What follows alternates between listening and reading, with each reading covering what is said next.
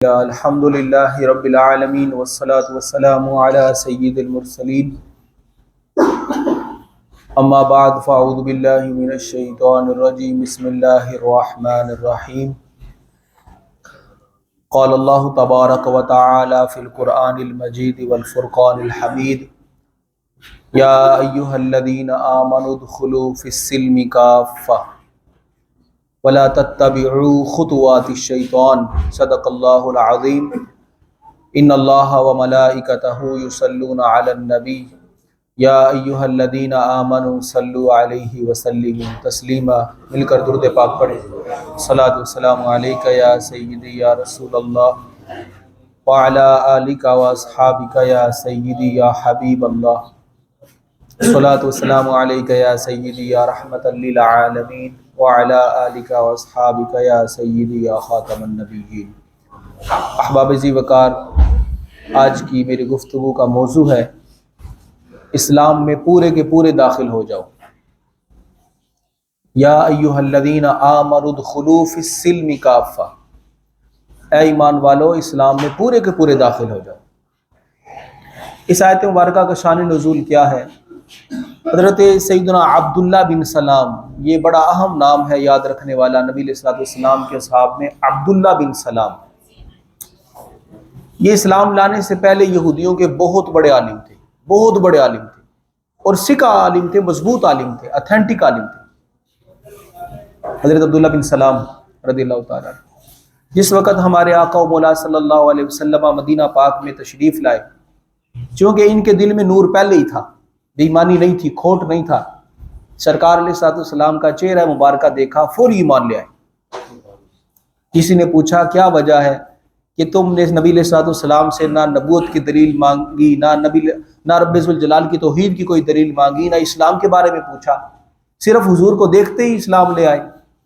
فرمانے لگے بات یہ ہے لیس وجہہ بوجہ الکذاب، سرکار کا چہرہ جب میں نے دیکھا تو مجھے یقین ہو گیا کہ یہ کسی جھوٹے کا چہرہ نہیں ہے۔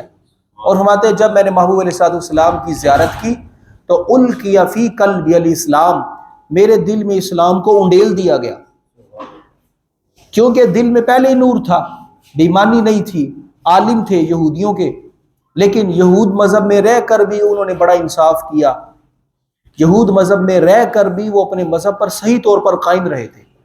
بہرحال یہ کہ اسلام لے آئے، اسلام کے احکامات پر عمل کرتے رہے۔ نبی علیہ الصلوۃ والسلام کے سامنے جب یہودیوں کا کوئی مسئلہ آتا تو نبی علیہ الصلوۃ والسلام عبداللہ بن سلام کو بلاتے، عبداللہ بن سلام ہاں بتاؤ یہودیوں کے ہاں اس مسئلے میں کیا فیصلہ ہے؟ تو بہرحال عبداللہ بن سلام چونکہ سکہ عالم تھے، مضبوط عالم تھے اپنے مذہب کے، جب اسلام لے آئے تو نبی علیہ الصلوۃ والسلام ان سے یہ خدمت لیا کرتے تھے، کیونکہ یہودی بھی آ کر حضور علیہ الصلوۃ والسلام کی بارگاہ میں عرض کرتے یا رسول اللہ ہمارا فیصلہ ہماری کتابوں کے مطابق کرے، تو عبداللہ بن سلام حاضر ہو جاتے۔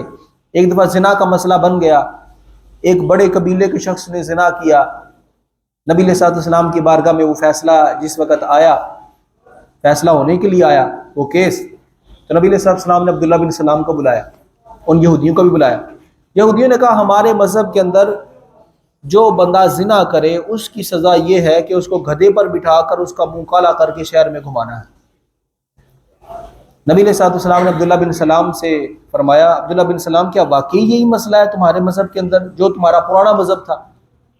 کہ یا رسول اللہ صلی اللہ علیہ وسلم یہ جھوٹ بول رہی ہے، یہ فیصلہ نہیں ہے، یہ حکم نہیں ہے۔ تمہارا کیا حکم ہے؟ وہ جو یہودی آئے ہوئے تھے ان کے عالم وغیرہ، ان سے کہا کہ وہ پڑھو تم اپنی کتاب توریت، کہاں لکھا ہے یہ مسئلہ کہ جو بندہ معاذ اللہ زنا کرے تو اس کو اس طرح گدھے پر منہ کالا کر کے گھمایا جائے گا۔ اس نے وہ آیت پڑھی نا توریت کی تو اوپر ہاتھ رکھ لیا، جہاں آگے حکم تھا، حکم یہ تھا کہ اس کو اگر وہ شادی شدہ ہے تو اس کو رجم کیا جائے گا، اور اگر وہ کنوارا ہے تو اس کو 100 کوڑے لگیں گے۔ اس نے اوپر ہاتھ رکھ لیا۔ نبی کریم صلی اللہ علیہ وسلم نے حضرت عبداللہ بن سلام سے فرمایا کیا مسئلہ ہے کہ یہ آگے پیچھے پڑھ رہا ہے اور حکم یہ یہی بتا رہا ہے کہ اس کے ساتھ یہ کیا جائے گا۔ حضرت عبداللہ بن سلام نے اس یہودی کا ہاتھ نیچے ہٹایا، پیچھے کھینچا تو وہ جگہ کہ جس جگہ پر لکھا تھا کہ جو بندہ زنا کرے گا اس کی سزا یہ ہے کہ شادی شدہ ہے تو رجم کیا جائے گا، اور اگر وہ کنوارا ہے تو ایسی صورت میں اس کو 100 کوڑے لگیں گے۔ اس یہودی نے اس کے اوپر ہاتھ رکھا ہوا تھا، آپ نے ہاتھ ہٹایا تو نیچے وہ اصلی بات نکل آئی۔ بہرحال عرض کرنے کا مقصد یہ تھا کہ عبداللہ بن سلام یہود مذہب کے بہت بڑے عالم تھے، اسلام لے آئے۔ اسلام لانے کے بعد کا واقعہ ہے، عبداللہ بن سلام رضی اللہ تعالیٰ عنہ چونکہ بڑے متقی پرہیزگار صحابی تھے، ان کے ذہن میں ایک بات یہ آئی کہ یار اونٹ کا گوشت کھانا اور اونٹنی کا دودھ پینا اسلام کے اندر نہ فرض ہے نہ واجب ہے، کوئی ضروری نہیں ہے۔ آپ نے شاید میرا خیال ہے زندگی میں کبھی اونٹنی کا دودھ نہ پیا ہو، یا کبھی آپ نے اونٹ کا گوشت نہ بھی کھایا ہو، لیکن کوئی پکڑ نہیں ہے اس کے اوپر۔ عبداللہ بن سلام رضی اللہ تعالیٰ عنہ چونکہ یہودیوں کے عالم رہے تھے، تو انہوں نے سوچا کہ یہود مذہب کے اندر چونکہ اونٹ کا گوشت کھانا حرام ہے اور اونٹنی کا گوشت دودھ پینا جائز نہیں ہے، تو لہٰذا انہوں نے کہا میں اپنے پچھلے مذہب پر بھی قائم رہتا ہوں اور اسلام میں آ کر بھی جو ہے نا یہ چونکہ فرض نہیں ہے میں پرہیز کر لیتا ہوں۔ دونوں مذہبوں پر عمل ہو جائے گا، یہود مذہب پر بھی عمل ہو جائے گا کہ اونٹ کا گوشت نہیں کھانا اور اونٹنی کا دودھ نہیں پینا، اور اسلام میں بھی چونکہ یہ فرض واجب نہیں ہے لہذا دونوں مسئلوں پر عمل ہو گیا۔ اللہ تبارک و تعالیٰ نے قرآن مجید فرقان حمید کی یہ آیہ مبارکہ نازل فرمائی، عبداللہ بن سلام ابھی تم پورے اسلام میں داخل نہیں، اسلام میں پورے داخل ہو۔ پورا داخل ہونا کیا ہے کہ یہود مذہب کے اندر اگرچہ انہوں نے خود سے یہ مسئلہ گھڑا تھا، یہود مذہب کے اندر بھی اصلاً یہ مسئلہ نہیں تھا۔ مسئلہ میں بتا دیتا ہوں مسئلہ کیا تھا۔ مسئلہ یہ تھا حضرت یعقوب علیہ السلام جن کو اسرائیل کہا جاتا ہے، انہی کی اولاد آگے بنی اسرائیل کہلاتی ہے، جو حضرت ابراہیم علیہ السلام کے پوتے ہیں، حضرت اسحاق کے بیٹے ہیں، حضرت یعقوب، ان کا نام اسرائیل ہے۔ انہیں اصل ایک بیماری تھی جس بیماری کی بنا پر ایک عارضہ تھا، وہ اونٹ کا گوشت نہیں کھاتے تھے اور اونٹنی کا دودھ نہیں پیتے تھے۔ جس طرح بہت سارے لوگ ہیں انہیں ڈاکٹر منع کر دیتے ہیں کہ بھئی تم نے گائے کا گوشت نہیں کھانا، کہ گائے کا گوشت تمہارے طبیعت کے موافق نہیں ہے، یا فلاں تم نے جو ہے نا وہ گوشت نہیں کھانا۔ تو حضرت سیدنا یعقوب علیہ السلام پر نے جو فقط اپنے اوپر یہ اس کو حرام کیا ہوا تھا وہ اس وجہ سے کہ ان کی طبیعت کا تقاضا تھا، یہ نہیں کہ شرع شریف نے منع کیا تھا، یہ نہیں کہ رب ذوالجلال نے منع فرمایا تھا اے یعقوب اونٹ کا گوشت تمہارے لیے حرام ہے، ایسا کچھ بھی نہیں تھا۔ تو جس وقت عبداللہ بن سلام نے اس سے پرہیز کیا تو رب ذوالجلال نے قرآن مجید کی آیت مبارکہ نازل کر دی کہ عبداللہ بن سلام اسلام میں پورے داخل ہو۔ اگرچہ اسلام میں اونٹ کا گوشت کھانا اور اونٹنی کا دودھ پینا نہ فرض ہے نہ واجب ہے، لیکن تمہارے ذہن میں چونکہ ایک شائبہ پیدا ہو گیا، ایک شک پیدا ہو گیا، لہذا کسی کے لیے فرض واجب نہیں ہے، تمہارے لیے لازمی ہے کہ تم ضرور بھی ضرور کھاؤ، تاکہ تمہارے ذہن سے یہ بات نکل جائے کہ میں اسلام کے ساتھ ساتھ کسی اور مذہب پر بھی عمل کر لوں۔ تو رب نے فرمایا نہیں، اب دور فقط اسلام کا ہے، ان الدین عند اللہ الاسلام، اللہ تعالیٰ کے ہاں جو مذہب ہے وہ صرف اسلام مذہب ہے، اسلام کے علاوہ کوئی مذہب اللہ تبارک و تعالیٰ کے ہاں اتھینٹک نہیں ہے۔ رب ذوالجلال کی بارگاہ میں سب سے جو عظیم مذہب ہے، سب سے جو مبارک مذہب ہے، سب سے جو معتبر مذہب ہے وہ اسلام ہے، اسلام کے علاوہ کوئی مذہب نہیں۔ تو عبداللہ بن سلام پر پابندی لگا دی گئی کہ کسی پر گوشت کھانا فرض نہیں ہے، واجب نہیں ہے، لیکن تم پر فرض ہے کہ تم اونٹ کا گوشت کھاؤ، کیونکہ تمہارے ذہن میں یہ بات پیدا ہوگی کہ میں پرانے مذہب پر بھی عمل کروں۔ تو احباب ذی وقار، عرض کرنے کا مقصد یہ تھا کہ اسلام میں پورے کا پورا داخل ہو جائیں، اسلام کی کسی بات کے بارے میں ہمارے ذہن میں کوئی خلجان نہ ہو، اللہ تعالیٰ کے بارے میں، سرکار مدینہ صلی اللہ تعالی علیہ وسلم کی ختم نبوت شریف کے بارے میں، رب ذوالجلال کی کتاب کے بارے میں، ملائکہ کے بارے میں، آخرت کے بارے میں، کیونکہ بہت سارے آج کل فرقے اس طرح کے پیدا ہو گئے ہیں، وہ معاذ اللہ وہ مسلمانوں کو طرح طرح کے جھنجھٹ میں ڈال دیں گے، وسوسوں میں ڈال دیں گے، قیامت کے بارے میں، جنت کے بارے میں، آخرت کے بارے میں، حالانکہ ان تمام چیزوں پر ایمان لانا فرض ہے، ان تمام چیزوں پر ایمان لانا فرض ہے۔ اب اگر ایک بندہ یہ کہے کہ جو ہے نا وہ قیامت جو ہے نا جس طرح سر سید احمد خان نے کہا، اب پچھلے سال ہمارے ہاں یہ مسئلہ بھی بن گیا تھا کہ 75 روپے کا جو نوٹ تھا اس کے اوپر سر سید احمد خان کی تصویر لگا دی، حالانکہ سر سید احمد خان ایک نیچری آدمی تھا۔ نیچری کا مطلب یہ ہے کہ وہ کہتا تھا کہ یہ کائنات خود بخود چل رہی ہے، وہ جنت کا انکار کرتا تھا، وہ دوزخ کا انکار کرتا تھا، وہ معراج شریف کا انکار کرتا تھا، اس طرح کے اس کے معاملات تھے۔ اصل میں بعض لوگ جس وقت لاجک میں پڑ جاتے ہیں، عقلیات میں پڑ جاتے ہیں، فلسفے میں پڑ جاتے ہیں تو وہ معاذ اللہ اسلام کا انکار کر دیتے ہیں، حالانکہ اسلام کسی فلسفے یا منطق کا محتاج تو نہیں ہے۔ بلکہ فلسفہ اور منطق اسلام کی محتاج ہے۔ اب آپ اسی وقار میں یہ عرض کر رہا تھا کہ ہمارے جو عقائد ہیں، ہمارے جو کانسیپٹس ہیں اسلام کے بارے میں، وہ ہمارے عقائد کی کتابوں میں موجود ہیں، ہم انہیں پڑھیں۔ تقدیر کے بارے میں، اچھی اور بری تقدیر یہ اللہ تعالیٰ ہی کی طرف سے، اس کے بارے میں یہ سارے کی سارے باتیں ہماری کتابوں کے اندر موجود ہیں، ان پر ہم پڑھیں۔ ان پر جس وقت ہم غور و فکر کریں گے تو ہمیں سمجھ آئے گی کہ اسلام ہی وہ مذہب ہے کہ جو معتبر مذہب ہے، معتمد مذہب ہے۔ اسلام کے علاوہ کوئی اور مذہب اتھینٹک نہیں۔ اب افسوس سے کہنا پڑتا ہے، حرمین شریفین کی زمین، حرمین شریفین کی زمین 100 سال ہو گئے ہیں، 1924 سے لے کر آج 2024 تک، ہر سال یعنی کوئی سال ایسا نہیں ہے یہ یہود اور نصارہ کے ایسے پٹھو بنے کہ انہوں نے حج بھی لوگوں کے خراب کرنے شروع کر دی۔ ایک دن پہلے چاند چڑھا دیں گے، ایک دن ان کا چاند پہلے چڑھ ہی نہیں سکتا۔ مشرقی ممالک میں ہم ہیں، ادھر چاند نظر نہیں آیا، ادھر جو ہے نا، ادھر ابھی چاند کی مدت پوری نہیں ہوئی، آنکھوں سے چاند دیکھا ہی نہیں جا سکتا۔ وہ صرف اس پر کہ جی جو ہے نا وہ مائکروسکوپ کے ذریعے، ٹیلیسکوپ کے ذریعے چاند نظر آنے لہذا وہ چاند کا اعلان کر دیتے۔ کئی بار ایسا ہوا کہ ہمارا اور ان کا 2-3 دن کا اختلاف ہوا، لیکن لوگ یہ کہتے تھے یار یہ بس جو ہے نا وہ اپنا مولویوں کا مسئلہ ہے۔ 1 صدی ہو گئی ہے۔ میں ایک کتاب پڑھ رہا تھا پیر کرم شاہ صاحب کے دور کی، اس کے اندر وہ لکھا ہوا تھا، انہوں نے کہا یہود اور نصارہ نے وہ ایجنڈا اسلام کے خلاف کھیلا۔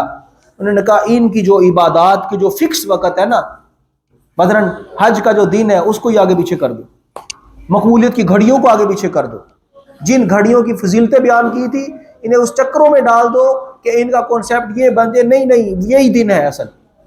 حالانکہ پچھلی ساری صدیوں کے اندر یہی تھا کہ رؤیت حلال کا مسئلہ یہ ہوگا کہ آنکھوں سے چاند دیکھ کر روزہ رکھا جائے گا۔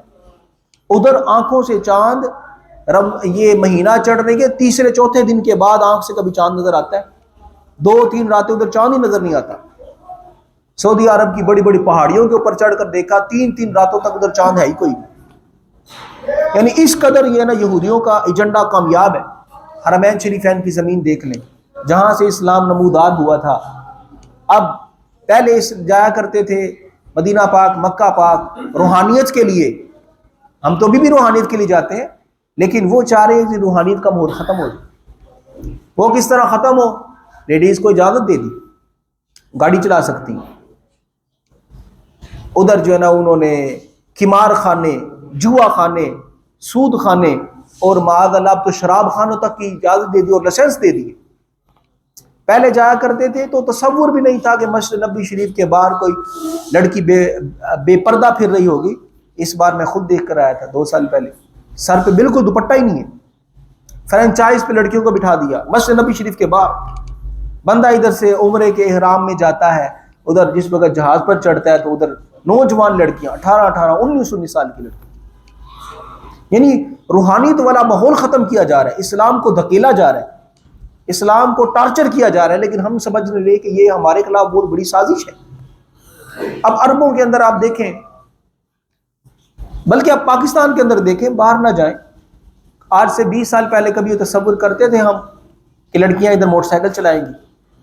ابھی میں جس وقت آیا تو میں نے لڑکیوں کو دیکھا، 2-3 لڑکیاں موٹر سائیکل چلا رہی ہیں۔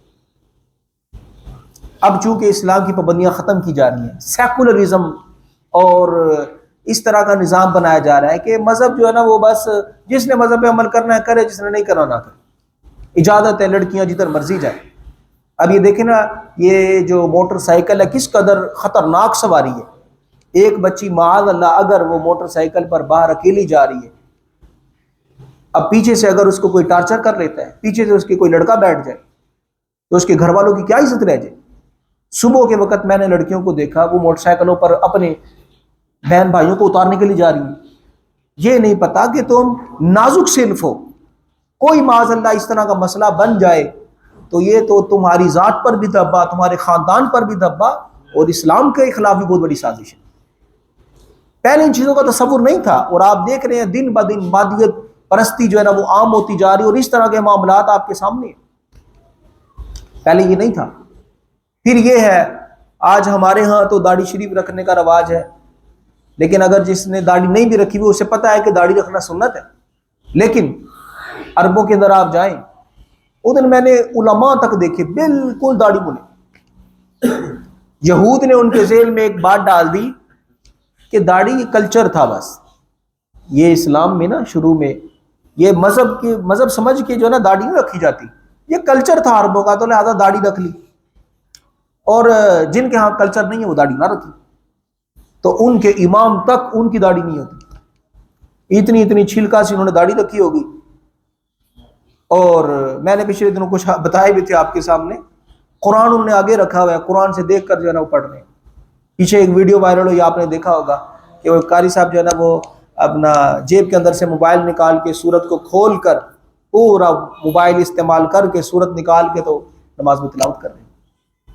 تو اس وقت حالات جو پورے عالم اسلام کے بہت زیادہ خراب ہو چکے ہیں۔ اب دیکھو نا، سعودی عرب کا فرض تھا کہ غزہ پر جو بمباری ہو رہی ہے اس کی مدد کرتے، لیکن سعودیہ اسرائیل کے ساتھ کھڑا ہو گیا، وہ ان کے ساتھ کھڑا ہو گیا، اسے اسلام سے کوئی لینا دینا نہ رہا۔ چاہیے تو یہ تھا کہ تم بادشاہی نظام تمہارے پاس ہے، تمہارے پاس مال و دولت کی کمی نہیں، تم اسلام کے لیے آگے بڑھو، لیکن وہ ہاتھ پہ ہاتھ دھر کے بیٹھ گیا، اس نے پابندیاں لگا دی۔ سعودیہ کی مسجد کے اندر معاذ اللہ غزہ کے مسلمانوں کے لیے دعا نہیں ہوگی۔ مسجد حرام کے سپیکروں کے اوپر پابندی ہے کہ مسجد حرام کے سپیکر اب تراویح ٹائم صرف اندر کے سپیکر لگیں گے، باہر آواز نہیں جائے گی۔ ادھر انہوں نے محلوں کے اندر پابندیاں لگا دی کہ اذان کی آواز صرف مسجد تک محدود رہے، باہر آواز ہی نہ جائے۔ پھر یہ کہ اس سال جو انہوں نے کمینوں نے حرکت کی، غیر مسلموں کو بھی ویزے دے دیے۔ غیر مسلم، آج آپ ویڈیوز دیکھتے ہوں گے چینلوں پر، سمرتی ایرانی انڈیا کی ایک وزیر ہے، مسجد نبی شریف میں اپنے ناپاک قدم لے کر گئی گنبد خضرا شریف کے سامنے۔ پھر کتنے آپ آج کل دیکھتے ہیں، جو لوگ فیس بک دیکھیے جن لوگوں نے، انہیں پتہ ہے کہ انڈیا کے کتنے یہ ٹک ٹاکر اور یورپ کے ٹک ٹاکر آ کر مسجد نبی شریف کو معاذ اللہ اپنے ناپاک قدموں سے روند رہے۔ بس انہوں نے کہا بھئی حرم پاک کے اندر نہیں جانا آپ نے، پہلے یہ تھا حرم کی حدود میں نہیں جانا، اب یہ حرم پاک میں نہیں جانا، اور باقی تم سعودیہ میں جہاں گھومنا چاہتے ہو گھومو۔ اب کام ادھر سے آگے چل گیا، انہوں نے کہا حرم میں نہیں جانا، اب وہ حرم تک کے اندر آ گئے۔ اور خطرہ یہ ہے، خدا نہ خواستہ ابھی تو غیر مسلموں کو داخلہ دیا، کل کلا قادیانی بھی آ جائیں گے۔ ہم تو پہلے روتے تھے کہ داتا صاحب جو ہے نا کچھ لوگ مسلمان بن کے، اہل سنت بن کے قادیانیت کا درس دے رہے ہیں، ادھر بیٹھ جاتے ہیں، وہ اوپر دوپٹہ لے لیں گے، اوپر چادر لے لیں گے، لوگ سمجھے کوئی پیر صاحب بیٹھے ہیں قادیانیت پھیلا رہے ہیں، اور کل کلا معاذ اللہ اگر غیر مسلموں کو اسی طرح ویزے دیتے رہے تو معاذ اللہ ادھر تو قادیانیت اپنی تبلیغ کرنی شروع کر دے گی۔ اس لیے احباب ذی وقار، اسلام اس وقت بہت زیادہ فتنوں میں گھرا ہوا ہے۔ حج انہوں نے خراب کر دیے، روزے انہوں نے خراب کر دیے، سعودیہ کی جو یہ باؤنڈری ہے، حدود ہے، اس کے اوپر امریکہ کی فوج ہے، جنہیں سعودی عرب خنزیر بھی فراہم کرتا ہے، شراب بھی فراہم کرتا ہے۔ اور ہمارے آقا مولا صلی اللہ تعالی علیہ وسلم نے ارشاد فرمایا تھا ان فتنوں کے بارے میں، فرمایا میں تمہارے گھروں میں فتنے اس طرح نازل ہوتے ہوئے دیکھ رہا ہوں کہ جس طرح بارش کے قطرے ہیں۔ اور آج آپ اندازہ کریں، یہ انٹرنیٹ، یہ ان بارش کے قطروں کا ایک صورت ہے۔ انٹرنیٹ آپ یوز کرتے ہیں، اس کے اوپر دیکھیں اسلام کے خلاف کیا ہو رہا ہے، مذہب کے خلاف کیا ہو رہا ہے۔ میں پچھلے دنوں مولانا خادم صاحب رحمۃ اللہ تعالی علیہ کی تقریر سن رہا تھا، وہ فرما رہے تھے، ایک حدیث مبارکہ میں نے پڑھی تھی چند سال پہلے، نبی علیہ السلام نے فرمایا کہ تمہارے گھروں کے دروازوں کے سوراخوں سے فتنے تمہارے اندر داخل ہوں گے۔ وہ فرماتے تھے یار میں نے حدیث پڑھی تھی تو مجھے سمجھ نہیں آتی تھی کہ بھئی گھروں کے دروازوں کے آگے سوراخ کے اندر وہ فتنے داخل کیسے ہوں گے؟